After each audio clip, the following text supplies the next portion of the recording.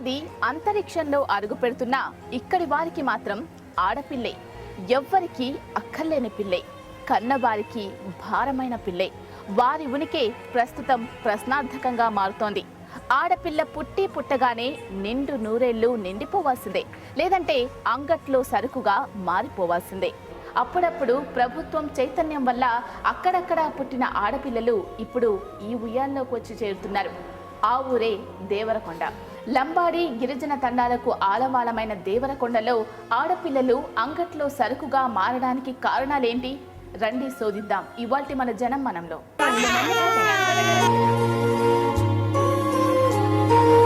9 ఏళ్ళ కడుపులో మోసి కానీ మళ్ళీ 7 రోజులకి ఇచ్చిన అని మళ్ళీ తీసుకొచ్చిన.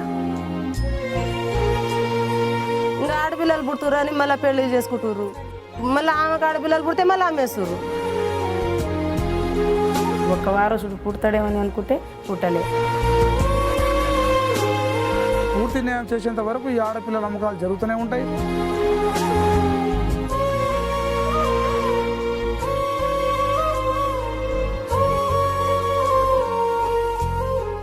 ఆకాశంలో సగం అవకాశంలో సగం అంటూ ఒక పక్క ఆడవారు నినదిస్తున్న ఈ ప్రస్తుత కాలంలో ఆడపిల్లగా పుట్టడమే నేరమనే ఊర్లు ఉన్నాయంటే మీరు నమ్ముతారా?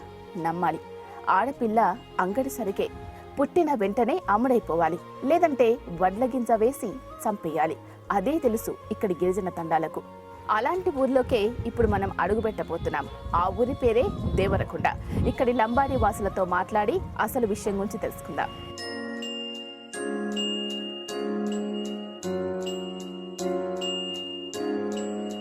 ఈ బోసి నవ్వుల బుజ్జాయికి తెలీదు తానంటే అమ్మకి చేదని, తననొక భారంగా అమ్మ భావిస్తోందని. 9 నెలలు కడుపున మోసిన అమ్మ నాన్నకు భయపడి మూఢనమ్మకాల సంఖ్యలలో బందీ అయి తనను వదిలించుకుంటోందని తెలీదు.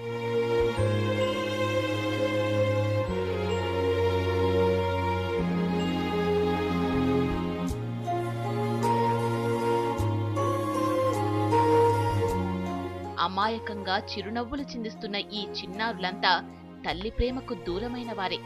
ఈ భూమిపై పడిన మరుక్షణం నుంచి తల్లికి భారమైన వారే. ఇది దేవరకొండ తండాలో పరిస్థితి.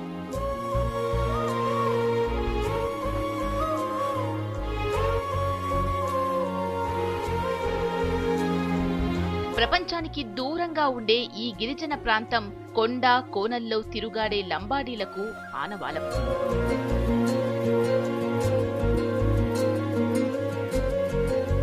వీరు తమ సమాజానికే పరిమితమవుతారు.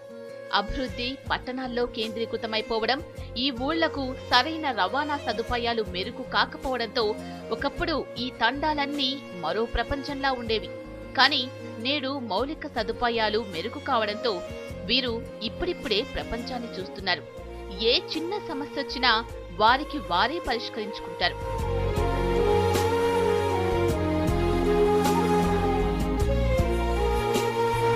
ఇక్కడ తండాల్లో నివసించే ఈ జనానికి మోసమంటే తెలీదు, కల్లా కపటం తెలీదు.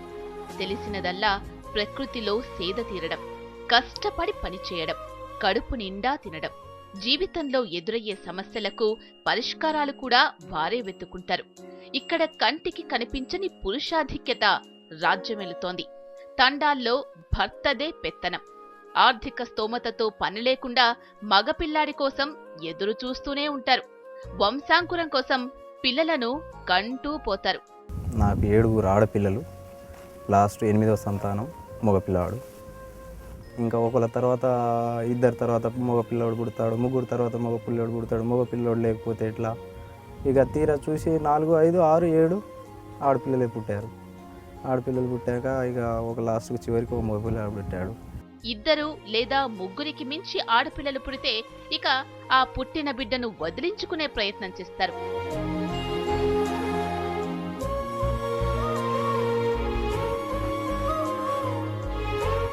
అయితే పురిట్లోనే నోట్లో వడ్లగింజ వేసి చంపేస్తారు, లేదా ఎవరికైనా అమ్మేస్తారు.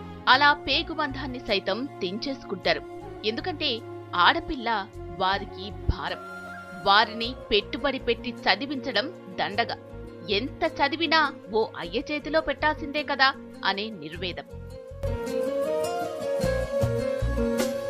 భారీ కట్నాలిచ్చి పెళ్లిళ్లు చేయడం కష్టం. అందుకే ఇలా కడుపున పుట్టిన బిడ్డల్నే దూరం చేసుకుంటారు. దేవరకొండ తండాల్లో పర్యటించినప్పుడు మాకెదురుపడిన దృశ్యాలివి. ఇంకా నాకు నలుగురు ఆడపిల్లలు ఇక ఇద్దరిని దాచుకున్నా మంచిగా. తర్వాత మళ్ళీ చూస్తే మళ్ళీ ఆడపిల్ల పుట్టింది.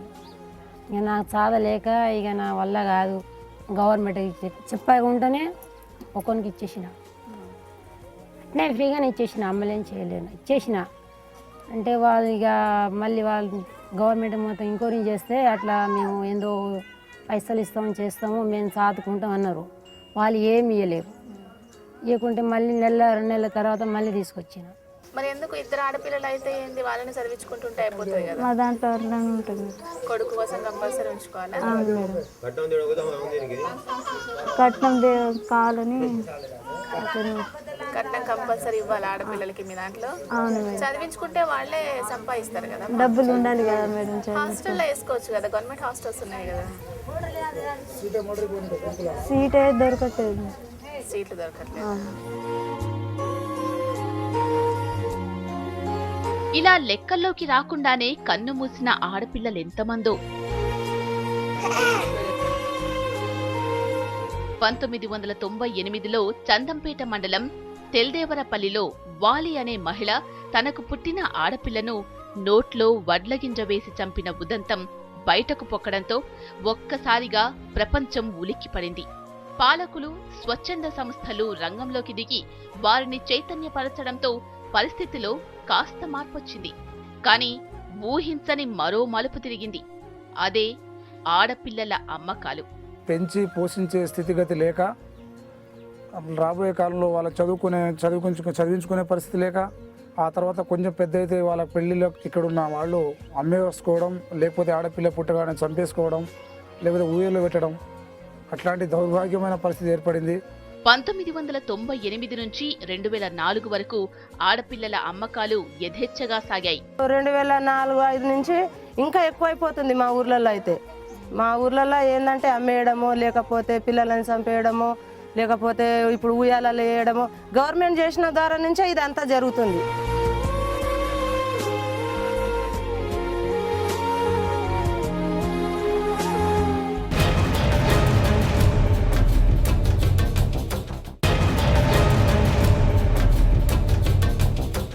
లంబాడి తండాలు అభివృద్ధికి ఆమడ దూరం. ప్రభుత్వాలు ఎన్ని పథకాలు ప్రవేశపెట్టినా అవేవీ కూడా వీరికి చేరటం లేదు. నిరక్షరాస్యత వల్ల ఈ ఆడపిల్లలు కాటికి దగ్గరవుతున్నారు. ఆడపిల్ల పుట్టిందంటే చాలు ఆ పిల్లను ఎలా వదులుచుకోవాలా అని మాత్రమే చూస్తున్నారు. ఆడపిల్ల పుడితే అయితే అమ్మేయడం లేదా చంపేయడం, ఈ 2 విద్యలు మాత్రమే వీరికి తెలుసు.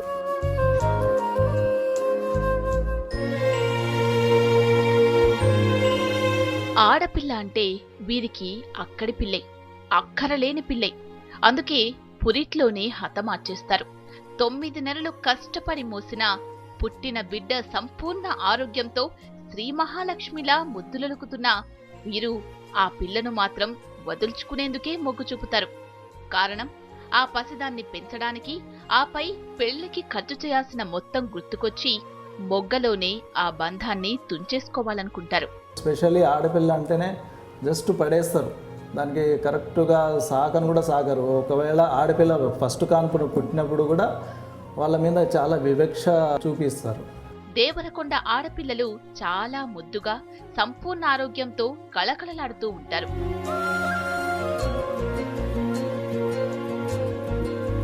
వర్షాధార పంటలపై ఆధారపడి వ్యవసాయం చేసుకునే గిరిజన తండాలు, లంబాడీలు కరువు కమ్ముకొస్తే దిగాలు పడిపోతారు. చేసేందుకు పని దొరక్క అల్లాడిపోతారు. ఇక్కడ ఆడపిల్లల అమ్మకానికి ఒక నేపథ్యం ఉంది.